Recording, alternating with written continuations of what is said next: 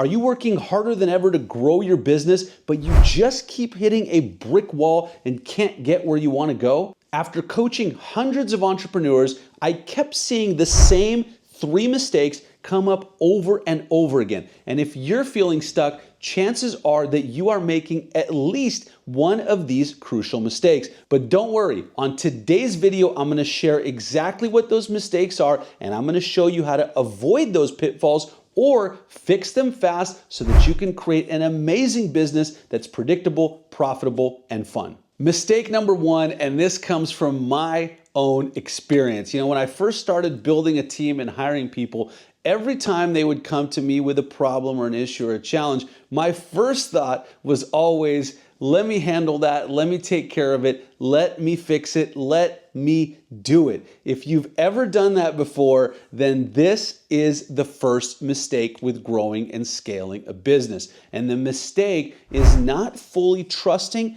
and empowering your team to actually get stuff done. Now, what happens when you do this is that you create burnout and a bottleneck that is directly attributable to you. And like I said, I know because I've done it, and so many entrepreneurs that I have coached have done that same exact thing. The reason is actually quite natural. You see, as an entrepreneur, we always think, hey, we know the answer better. We can do it better than anyone else. Does that sound familiar to you? And so that creates a lot of problems and a lot of challenges. And first of all, what happens is that your team doesn't actually believe that they can get stuff done. They think you're always going to take it over, that you're always going to do it. They start using you as a crutch, and they don't actually figure out how to do stuff on their own. Now, fortunately, there is a pretty easy fix to this problem. The first thing is you have to hire smart, capable people.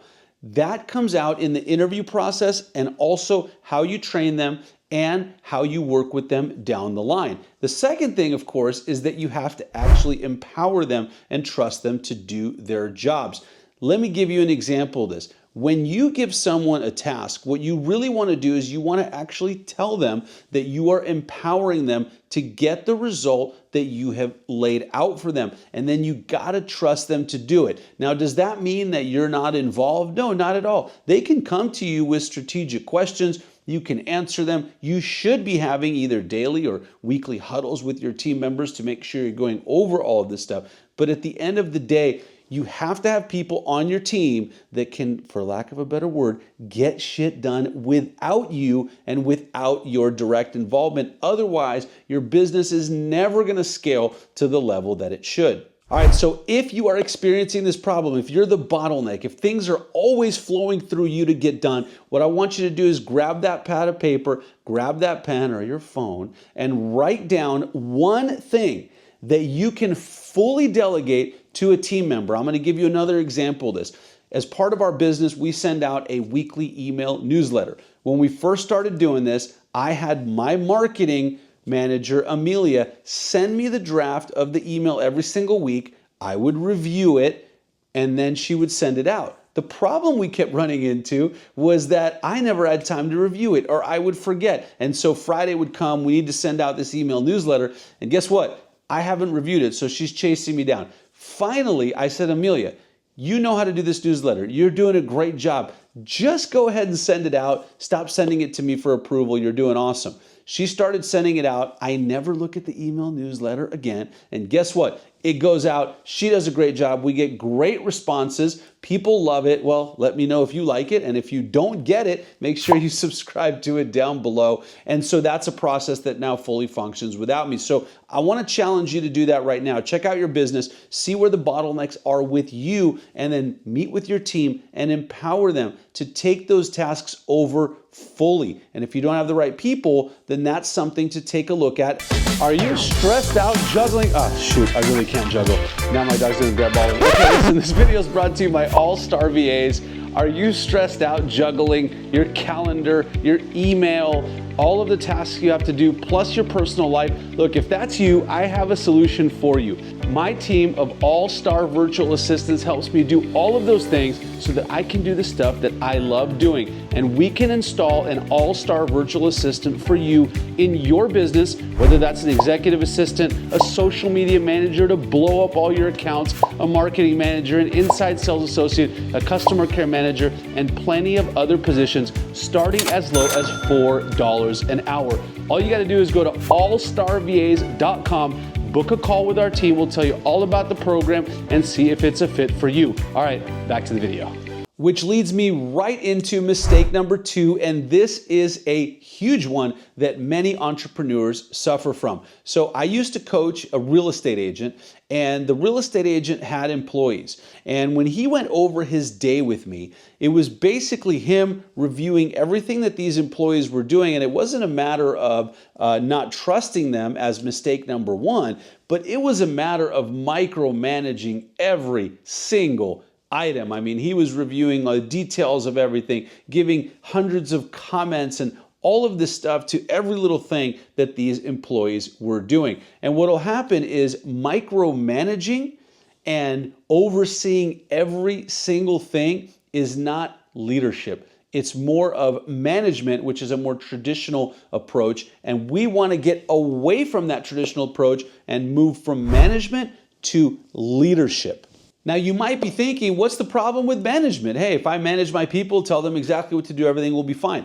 I'm going to tell you what the issue is. The issue is that this really kills creativity in people. You see, if you're constantly telling your people exactly what to do, exactly how to do it, it's just going to kill their creativity, because instead of thinking on their own, they're just going to follow your instructions exactly. Now, I'm not saying don't give them instructions. I'm going to give you the fix for this in just a second. But you really want to shift from a management mindset over to a leadership mindset. And the fix for problem number 2, if you find yourself managing instead of leading, is actually very simple as well. And that is that instead of telling people how to do things, what I want you to start doing is telling people the goal outcome that you want to see achieved, and then allow them to come up with ideas on how to get there. Let me give you an example. At our transaction coordination company, ExactTC, for real estate agents, one of the things we had, it was a big growth initiative. Now, instead of me actually coming into a meeting and saying, all right, guys,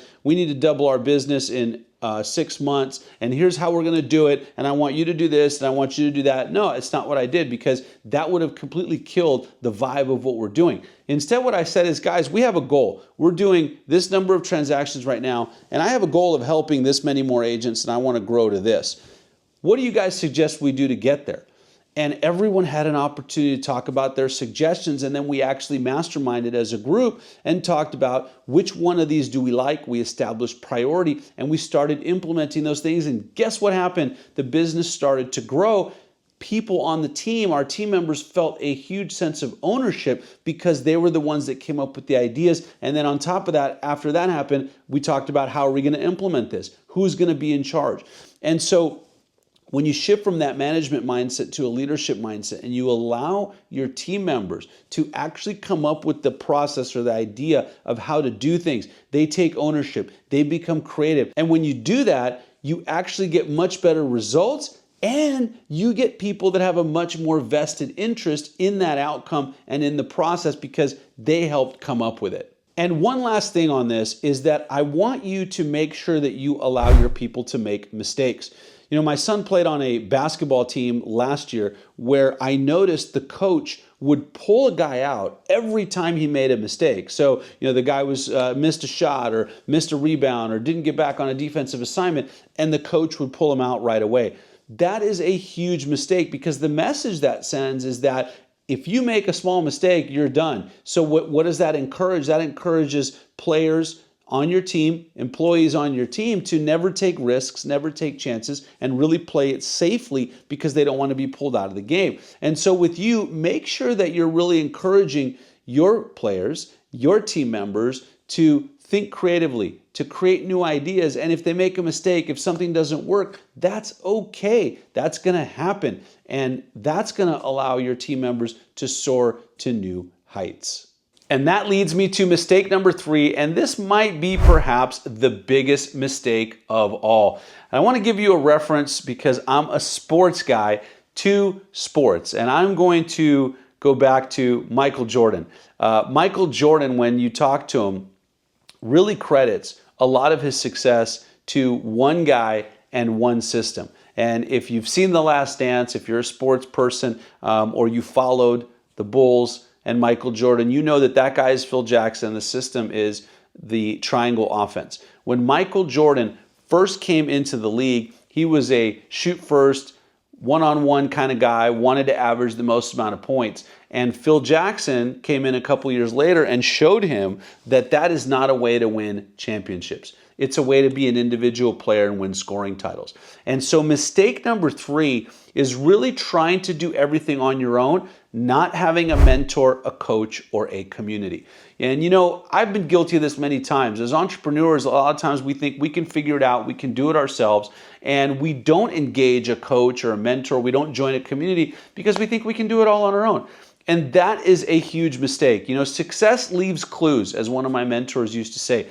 I guarantee you that whatever it is that you're trying to do, someone has done it before you. You can learn from others, and you can fast forward and shortcut your success by so much if you just join a community or hire a coach or get a mentor. I will tell you from personal experience that every time that I have tried to do stuff on my own without that, I've usually either failed or it's taken way longer. Conversely, every single time that I've hired a coach or I've joined a community or I've hired a mentor, things have gone really, really well for me. And so I would encourage you, if you don't have that in your life, in all areas, by the way, not just talking about business, this could be personal finance, it could be health and fitness, anything where you want to achieve something big, hire a coach. When I wanted to get better at golf, I hired a coach. You know, in sports and in business, it's the exact same thing. So if you don't have someone like that, I want to encourage you to join our community by clicking the link below, signing up to our weekly email newsletter where I'm going to give you amazing tips to scale and grow your business every single week. And that is a huge one. If you don't have a coach, if you don't have a mentor and you need that, make sure you reply and comment down below and let me know, and I can help you with that as well. Now that you know the 3 mistakes that could be holding you back from creating an amazing business that's predictable, profitable, and fun, check out this video for the exact business system to make money while you sleep.